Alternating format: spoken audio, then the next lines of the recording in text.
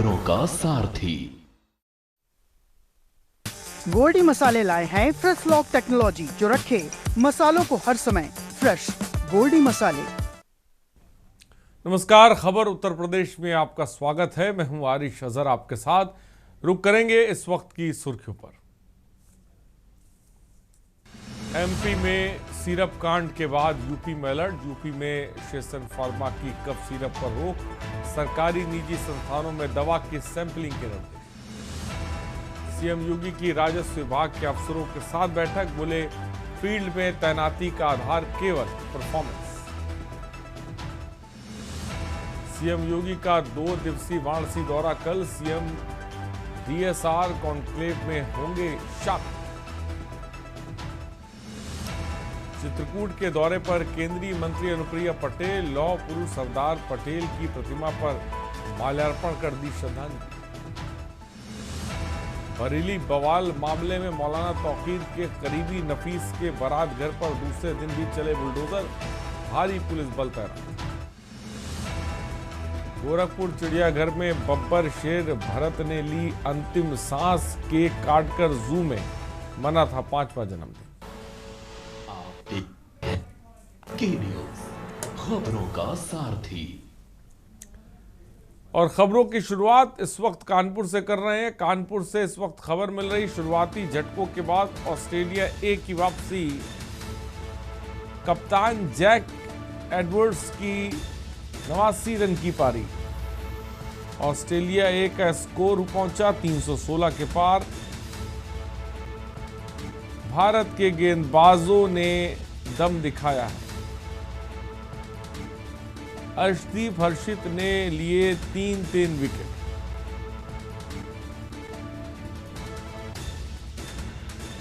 खबर इस वक्त आपको बता रहे हैं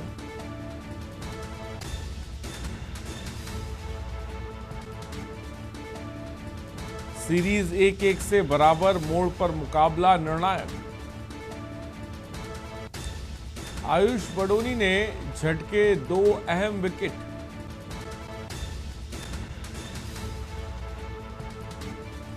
खबर इस वक्त आपको बता रहे हैं और मधुर मोहन हमारे ब्यूरो चीफ इस खबर पर जुड़ गए। मधुर, क्या जानकारी है? कानपुर के ग्रीन पार्क में जबरदस्त मैच चल रहा है। शुरुआती झटकों के बाद ऑस्ट्रेलिया की वापसी की है। फिलहाल क्या जानकारी है? बिल्कुल लाभ बताना चाहिए। वनडे सीरीज चल रही है कानपुर टीम दृष्टि से। आज लास्ट तीसरा दिन है और आज टॉस हुआ। टॉस में ऑस्ट्रेलिया टॉस जीत के बल्लेबाजी का फैसला लिया था। उसके बाद जब शुरुआती झटकों की बात करें तो शुरुआती झटके कहीं ना कहीं ऑस्ट्रेलिया के लिए बहुत खतरनाक सभी। लेकिन उसके बाद जो उनके जो प्लेयर थे उन्होंने संभाला। 316 रन उन्होंने 49 ओवर में 316 रन बनाया, 9 विकेट खो के। और वहीं अब जो मतलब इंडिया टीम है अब उसकी बारी है, वो खेलेगी। अब देखना ये होगा कितना रोमांचक मैच होगा, क्योंकि सब धुरंधर खिलाड़ी हैं और ऑस्ट्रेलिया टीम भी कहीं ना कहीं मजबूत है। इधर इंडिया तो मजबूत है। लेकिन शुरुआती बात करें तो शुरुआती वाकई मैच देखने में ऐसा लग रहा था कि कहीं ना कहीं ये जो 150-200 अंदर समझ जाएगी। लेकिन जो ऑस्ट्रेलिया टीम के जो प्लेयर थे उन्होंने बहुत अच्छा परफॉर्मेंस किया और 316 रन बनाए। जी ठीक है, बहुत बहुत शुक्रिया हमसे जुड़ने के लिए और तमाम जानकारी देने के लिए। तो खबर इस वक्त आपको बता रहे हैं कानपुर से, जहां पर भारत के गेंदबाजों ने दम दिखाया है।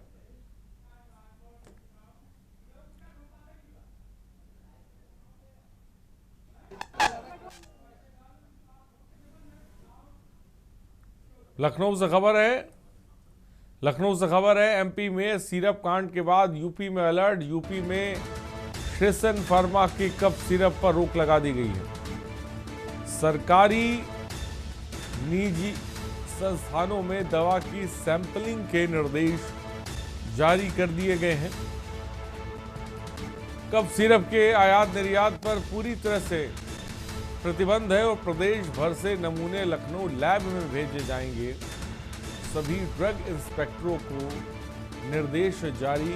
दवा के साइड इफेक्ट के बाद सख्त कार्रवाई।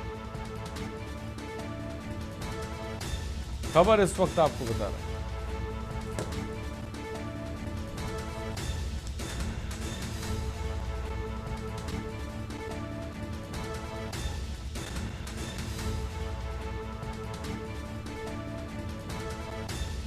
खबर दवा के साइड इफेक्ट के बाद सख्त कार्रवाई।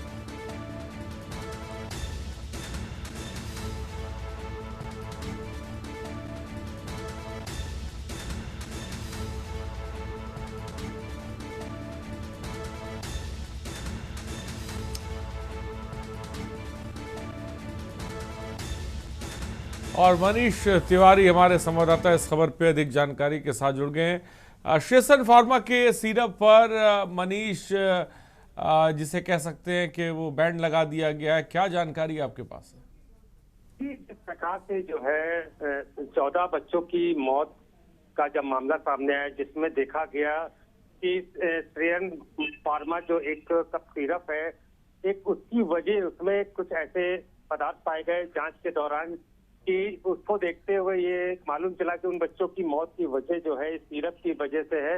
इसको देखते हुए उत्तर प्रदेश में जो है में भी इस सिरप पर जो है रोक लगा दी गई है और जितने भी साथ ही साथ जितने भी निजी हॉस्पिटल हैं, सरकारी हॉस्पिटल हैं, सभी जगहों पर जो भी कप सिरप है उन पर आदेश पारित किया गया है कि ड्रग इंस्पेक्टर को कि उन सिरपों की भी सैंपल उनके द्वारा लिए जाएं, उनको भी लेबोरेटरी में भेज करके उनकी जांच कराई जाए। तो कहा जाए जिस तरीके से ये मामला काफी तूल पकड़ चुका है, श्रेयन फार्मा जो कप सिरप है इसको लेकर के जो है पूरे देश में एक घबराने वाली जैसी बात बन गई है। बाकी सब कप सिरप के पर भी लोग जो है शक कर रहे हैं, तो उस आशंका और शक को दूर करने के लिए सरकार के द्वारा जो है ये फैसला लिया गया है कि बाकी जो कप सिरप है उनकी भी जांच की जाए, उसमें किसी प्रकार की इस कप सिरप की तरह उसमें कोई खामियां तो नहीं है। तो कह सकते हैं सरकार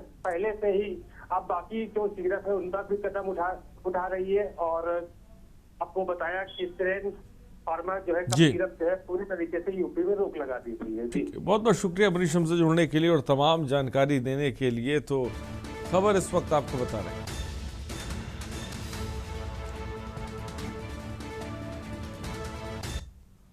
और लखनऊ से खबर, यूपी में भव्यता से मनाई जाएगी महर्षि वाल्मीकि जयंती। सीएम योगी के निर्देश पर 7 अक्टूबर को होंगे कार्यक्रम। मंदिरों में आयोजित होंगे जयंती आधारित कार्यक्रम। महर्षि वाल्मीकि रामायण का कराया जाएगा पाठ और भजन कीर्तन। दीपदान में सांस्कृतिक आयोजन भी होंगे और तपोस्थली लालापुर और चित्रकूट में होगा वृहद आयोजन। सरकार उपलब्ध कराएगी स्थानीय कलाकारों को। भजन कीर्तन भी होगा, दीपदान भी होगा। तपोस्थली लालापुर और चित्रकूट में होगा वृहद आयोजन।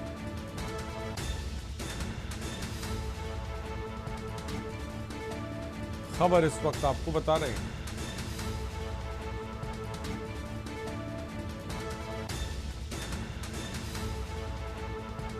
और मनीष तिवारी हमारे संवाददाता जुड़ गए हैं। मनीष, भव्य आयोजन होने जा रहा है। महर्षि वाल्मीकि रामायण का पाठ भी कराया जाएगा, क्या जानकारी आपके पास है?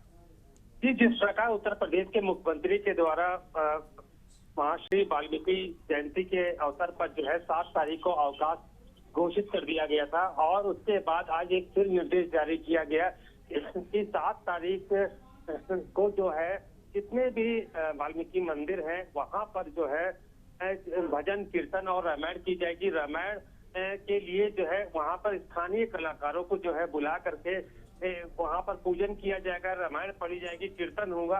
तो ये मुख्यमंत्री का आदेश है पूरी तरीके से और इस आदेश के पालन करने के लिए कहा गया है।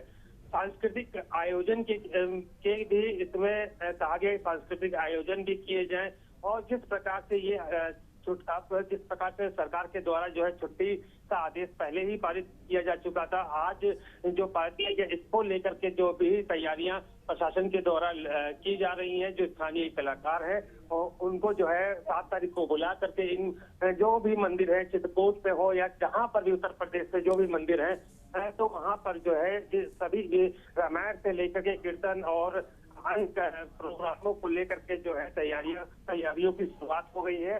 अब ये देखना है कि जिस प्रकार से प्रशासन को ये आदेश दिया गया है और उसी के तहत जो है जितने भी मंदिर है उन कलाकारों को बुला करके ये आदेश को पारित किया जाएगा। जी ठीक है, बहुत बहुत शुक्रिया मनीष हमसे जुड़ने के लिए और तमाम जानकारी देने के लिए। तो महर्षि वाल्मीकि कृत रामायण का पाठ भी कराया जाएगा,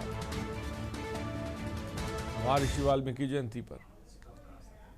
लखनऊ से खबर है, सीएम योगी आदित्यनाथ ने राज्यपाल से मुलाकात की है। राजभवन पहुंचकर राज्यपाल आनंदीबेन पटेल से मिले सीएम और राज्यपाल के बीच शिष्टाचार भेंट हुई है। योगी आदित्यनाथ ने राज्यपाल को भेंट की विवेकानंद और मोदी जी की पुस्तक।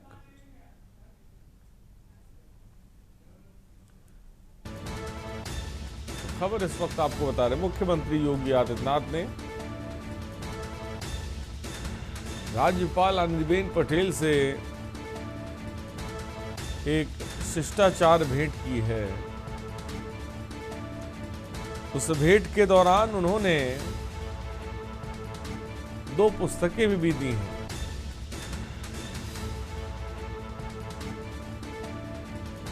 खबर इस वक्त आपको बता रहे हैं।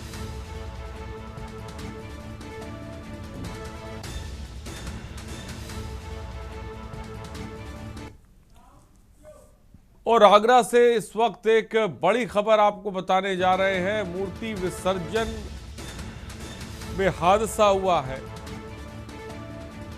4 दिन बाद उदगन नदी से एक शव और मिला है। आपको बता दें, करण का शव 4 दिन बाद नदी से मिला है, क्योंकि इस हादसे में कई लोगों के शवों की तलाश की जा रही थी। अभी तक नदी से 6 शव बरामद हो चुके हैं, लेकिन अभी भी शव जो है वो मिल रहे हैं। कुछ दिन पहले आपको बता दें, मूर्ति विसर्जन के दौरान बड़ा हादसा हो गया।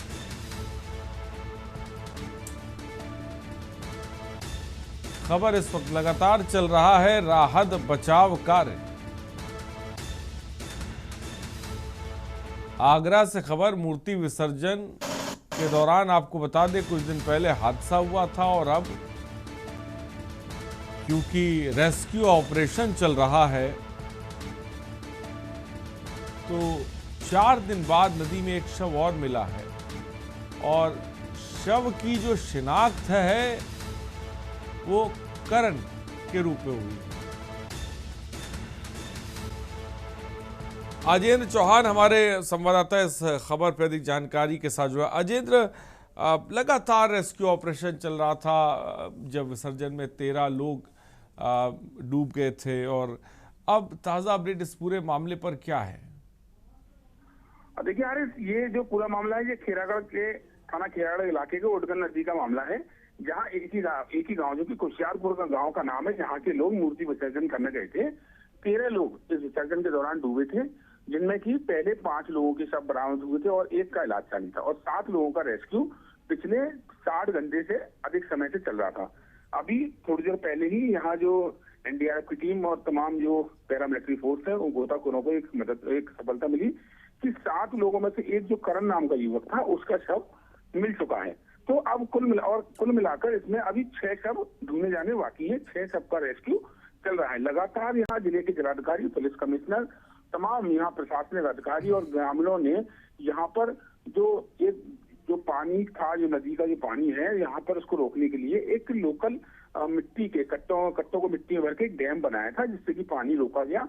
क्योंकि लगातार जिस तरह से यहाँ शव नहीं मिल पा रहे थे, उसके चलते प्रशासन की तकलीफें बढ़ रही थी, वहीं जो ग्रामीण थे उनका भी दर्द कहीं ना कहीं सामने झलक रहा था। तो अभी फिलहाल 1 शव और मिल गया है। अभी भी कुल मिलाकर 6 शव अभी रेस्क्यू में ढूंढने जाना बाकी है, उनकी भी तलाश चल रही है। उम्मीद ये लगाई जा रही है। क्या रेस्क्यू ऑपरेशन दिन रात चल रहा है और अभी भी जो लापता शव है उनके बारे में कुछ पता नहीं लग पाया है? क्योंकि एक बांध भी बनाया गया है, खबरें ये मिल रही हैं।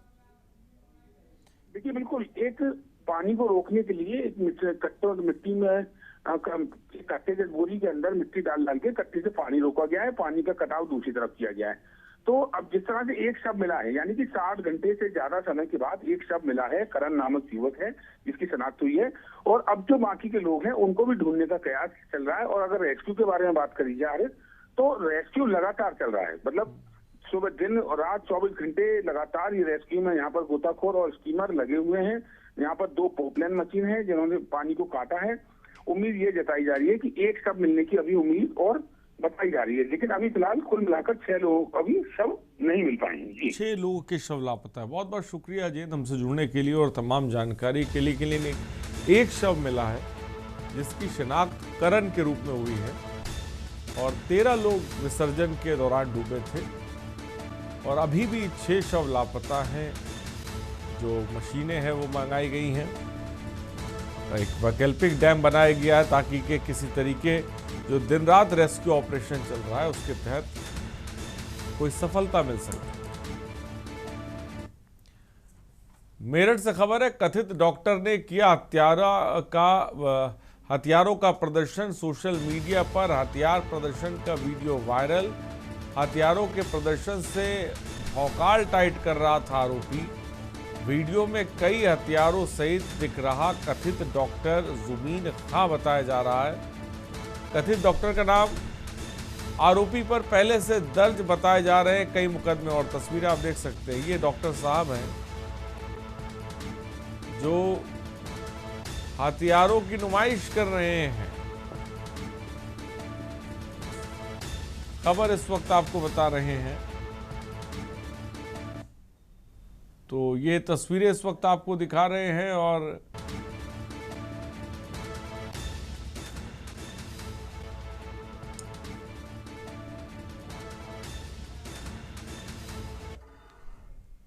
बहराइच से खबर है, फर्जी डिग्री का मामला सामने आया है। डिग्री के नाम पर मोटी रकम वसूलने का आरोप है। 2 महिलाओं से एनएम और एएनएम डिग्री का हुआ फ्रॉड। मिशन शक्ति 5.0 अभियान पर लोग उठा रहे सवाल।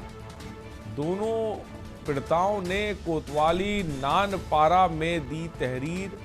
नानपारा कोतवाली क्षेत्र का है फर्जी डिग्री का मामला।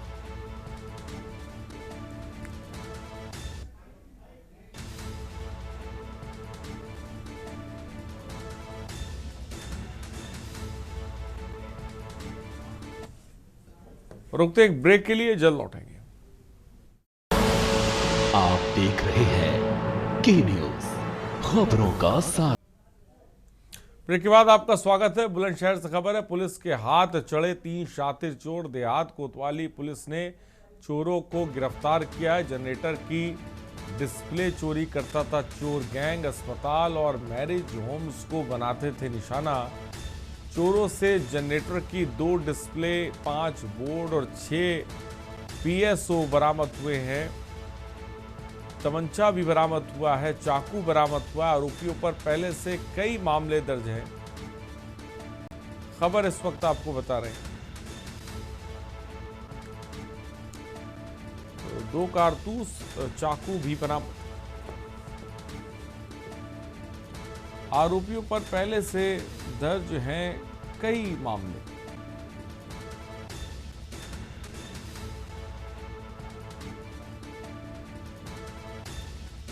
खबर इस वक्त आपको बता रहे हैं।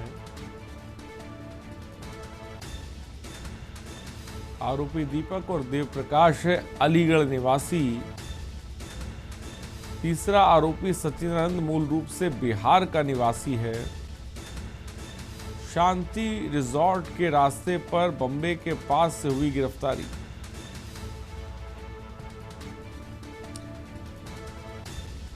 तीन शातिर चोर पुलिस के हत्थे चढ़े। कोतवाली देहात की पुलिस टीम द्वारा 3 शातिर चोरों के गिरोह को गिरफ्तार किया गया है और इनके कब्जे से जो है वो जनरेटर की 2 डिस्प्ले, 5 बोर्ड और 6 पीएसओ बरामद हुए हैं। इसके अलावा इनके पास से अवैध तमंचे और घटना में प्रयुक्त जो है मोटरसाइकिल बरामद हुई है। मुख्य रूप से इनके द्वारा जो है जो बड़े प्रतिष्ठान हैं, मॉल हैं, जो बड़े बड़े जो व्यावसायिक प्रतिष्ठान हैं, उसके बाहर जो जनरेटर लगे होते हैं उसकी डिस्प्ले और उसके अन्य जो उपकरण होते हैं उनकी चोरी की जाती है। इस संबंध में विगत दिनों जो है कोतवाली देहात में 3 तारीख को चोरी का मुकदमा लिखा गया था और इसी के क्रम में 3 आरोपियों को गिरफ्तार किया गया है। जो और मेरठ से खबर है, दबंग युवक ने किशोरी को बीच सड़क पर पीटा है। 14 वर्षीय किशोरी की हत्या का प्रयास किया गया है। किशोरी की इस पिटाई का वीडियो सीसीटीवी में कैद है। तस्वीर आप देख सकते हैं। पीड़ित परिजनों ने पुलिस से मामले की शिकायत की है। इठौर थाना क्षेत्र के कस्बे का पूरा मामला है और आप तस्वीरों में देखिए किस तरह से एक युवक एक लड़की की पिटाई कर रहा है और ये पिटाई सरेआम सरेराह हो रही है।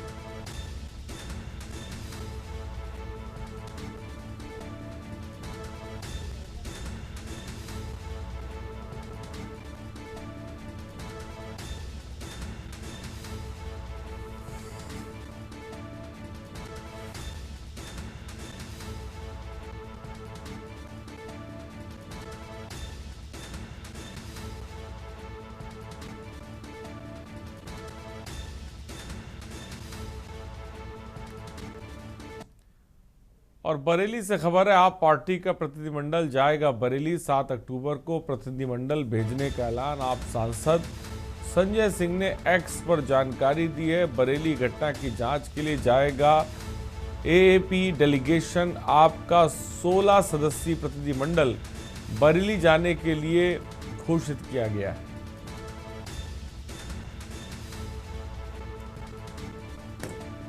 तो बरेली आम आदमी पार्टी का प्रतिनिधिमंडल जाएगा, पीड़ितों से बात करेगा।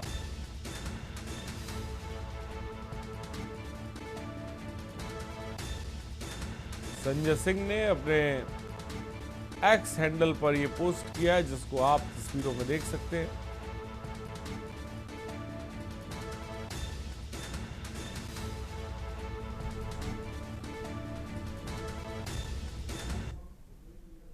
और यह से खबर है, आरएसएस का पथ संचलन कार्यक्रम आयोजित नगर पालिका इंटर कॉलेज में हुआ शुभारंभ। हजारों अनुशासित स्वयंसेवक हुए शामिल। गंतव्य की ओर बढ़ते रहे कतारबद्ध स्वयंसेवक। शहर के विभिन्न मार्गों से गुजरे स्वयंसेवक।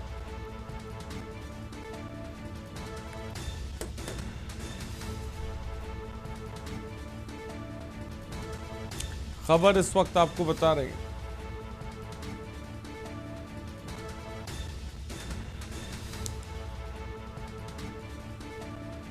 हजारों अनुशासित स्वयंसेवक शामिल हुए हैं।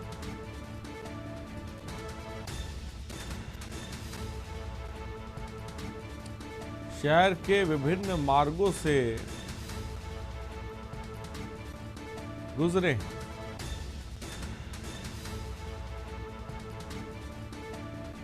आरएसएस का पथ संचलन कार्यक्रम आयोजित हुआ है।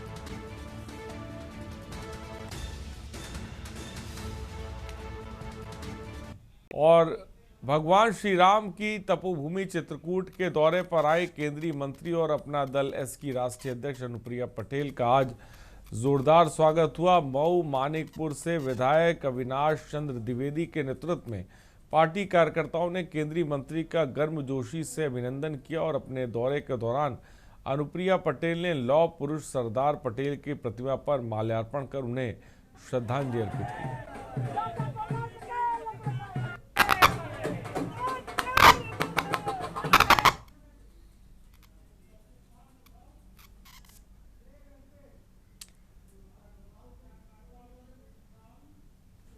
तो कानपुर में महर्षि वाल्मीकि जन्मोत्सव केंद्रीय मेला कमेटी द्वारा भगवान महर्षि वाल्मीकि जी का भव्य पूजन और अभिषेक कार्यक्रम आयोजित किया गया। मोती झील स्थित वाल्मीकि उपवन में श्रद्धालुओं ने दूध, घी, चंदन और गंगा जल से भगवान वाल्मीकि जी का अभिषेक कर उनके चरणों में पुष्प अर्पित किए। इस मौके पर पूर्व अध्यक्ष ने ये भी बताया कि प्रदेश भर से 85 जोड़ों का विवाह संपन्न भी यहीं किया जाएगा।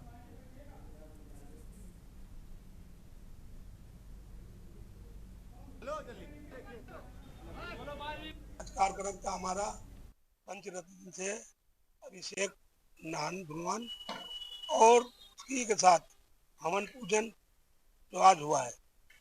कल हमारा इसी स्थल पर वो महाआरती का आयोजन है, वो भी शाम को होगा। परसों हमारा मेला है, तो मेले में कम से कम 86 जोड़े हो चुके हैं। वर कन्याओं को, बच्चों को शादी होनी है। इसमें ये यहाँ से लेके प्रदेश तक के लोग आ रहे हैं, शादियां हो रही हैं। यही हमारा कार्यक्रम है। महर्षि हमारा उद्देश्य ये होता है, समाज को एक चेतना देते हैं कि रहे सह शादी करो, जिससे अपनी बचत करो और अपने बच्चों को जो पैसा इधर उधर करते हैं उनको आप उनको पैसे दे दो, तो उनका कोई कार्यक्रम शुरुआत हो। खबर जालौन से, जहां नगर विधायक गौरी शंकर वर्मा ने के न्यूज़ को बताया कि जनता की मेहनत लंघ रही है। पिछले कई दिनों से लगातार केंद्रीय विद्यालय खुलवाने को लेकर जिले की जनता मांग कर रही थी और इसको लेकर नगर विधायक दिल्ली लखनऊ के लगातार चक्कर काट रहे थे। आखिरकार उनकी मेहनत सामने आई और सदर विधायक गौरी शंकर वर्मा ने जब केंद्रीय शिक्षा मंत्री धर्मेंद्र प्रधान से मुलाकात की, तभी उन्होंने आश्वासन दिया था कि आपको जिले में जल्द ही केंद्रीय विद्यालय खोला जाएगा। उत्तर प्रदेश के मुख्यालय उदय के विकास को लेकर लगातार प्रयास किया जा रहा है। हालांकि इसको लेकर नगर विधायक गौरी शंकर वर्मा लगातार प्रयास में लगे हुए हैं। हालांकि इसका रिजल्ट जो अब निकल कर आया वो चौंकाने वाला रिजल्ट है, जिसमें केंद्रीय विद्यालय को लेकर इनका जो प्रयास था पिछले कई वर्षों से लगातार लगे थे और जनता की मांग थी, उसको लेकर आज वो सौगात पूरी हुई है। और क्या विद्यालय को लेकर उनको क्या कुछ आश्वासन मिला है, आज हम विधायक जी के साथ मौजूद हैं, उनके साथ उनकी बातचीत करेंगे इस विद्यालय को लेकर। विधायक जी, हमारे चैनल में आपका स्वागत है। धन्यवाद महोदय। आज आपने जो पूछा कि जनपद जालौन में केंद्रीय विद्यालय की सौगात मिली है, इस सौगात मिलने की वजह से आज जनपद वासियों में और विधानसभा के आम नागरिक में खुशी की लहर है। मैं देश के प्रधानमंत्री आदरणीय नरेंद्र मोदी जी को, भारत सरकार के शिक्षा मंत्री आदरणीय धर्मेंद्र प्रधान जी को और उत्तर प्रदेश के मुख्यमंत्री को मैं बहुत बहुत बधाई देता हूं कि उन्होंने इस केंद्रीय विद्यालय को उरई जैसी जगह स्थापित करके यहाँ के अधिकारियों को, कर्मचारियों को और बुंदेलखंड में सबसे पिछड़ा ये जालौन के क्षेत्रवासियों को जो सौगात दी है, पुनः सबका अभिनंदन वंदन स्वागत करता हूँ। धन्यवाद। जब मैं 2017 के बाद विधायक बना तो मेडिकल सुचारू रूप से नहीं चल रहा था। हमारे यहाँ की सड़कें ठीक नहीं थी, पानी की व्यवस्था ठीक नहीं थी।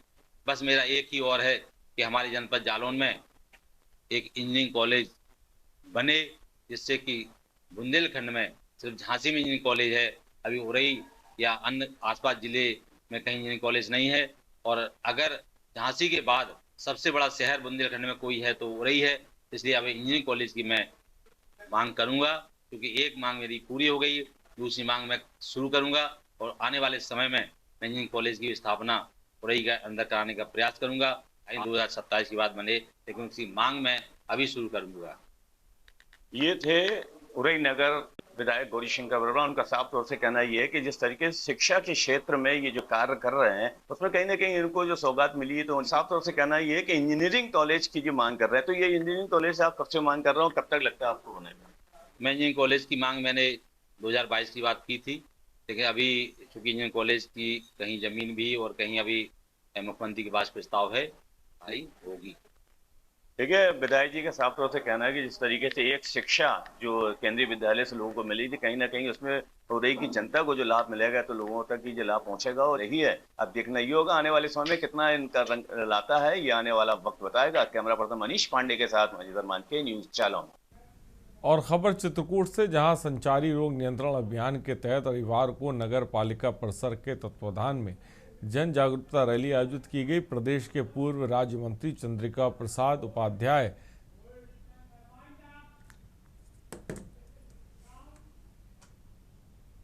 खबरों में इतना ही। बने रहिए हमारे साथ। नमस्कार। गोल्डी मसाले लाए हैं फ्रेश लॉक टेक्नोलॉजी, जो रखे मसालों को हर समय फ्रेश। गोल्डी मसाले। आप देख रहे हैं के न्यूज़।